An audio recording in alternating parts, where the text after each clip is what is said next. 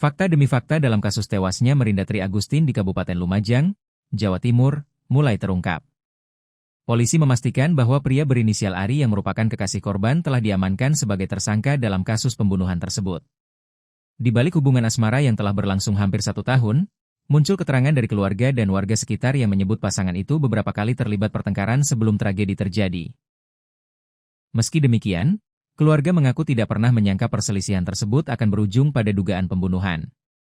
Kasus ini menyita perhatian publik karena korban ditemukan meninggal dunia di dalam rumahnya di Desa Kalipenggung, Kecamatan Randuagung, Kabupaten Lumajang, pada Jumat, 3 Juli 2026, pagi, dengan kondisi tanpa busana.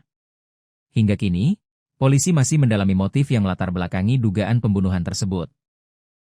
Sementara itu, berbagai keterangan dari keluarga dan aparat penegak hukum mulai memberikan gambaran mengenai hubungan korban dan tersangka sebelum peristiwa tragis itu terjadi.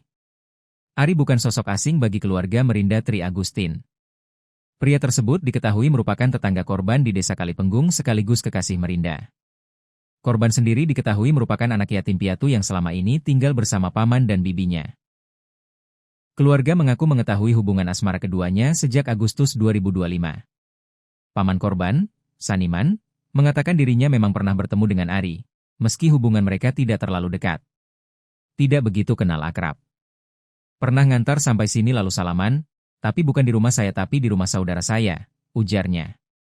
Menurut Saniman, hubungan asmara korban dan Ari berlangsung hampir 1 tahun sejak keduanya bertemu saat perayaan Karnaval Agustusan. Ya hampir 1 tahunan, wong mulai karnaval. Ketemu pas Agustusan itu, katanya. Keterangan yang kemudian menjadi perhatian adalah pengakuan keluarga mengenai kondisi hubungan korban dan pelaku sebelum kejadian. Saniman mengaku tidak pernah melarang hubungan keponakannya dengan Ari. Ia juga mengaku tidak menunjukkan sikap tidak menyukai pelaku. Saya tidak memperlihatkan marah saya, biasa saja, katanya.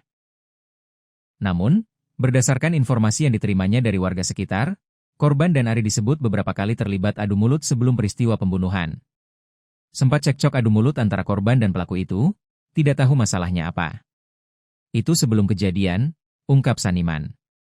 Meski demikian, hingga kini belum ada keterangan resmi dari kepolisian yang menyatakan bahwa pertengkaran tersebut berkaitan langsung dengan motif pembunuhan. Penyidik masih melakukan pendalaman.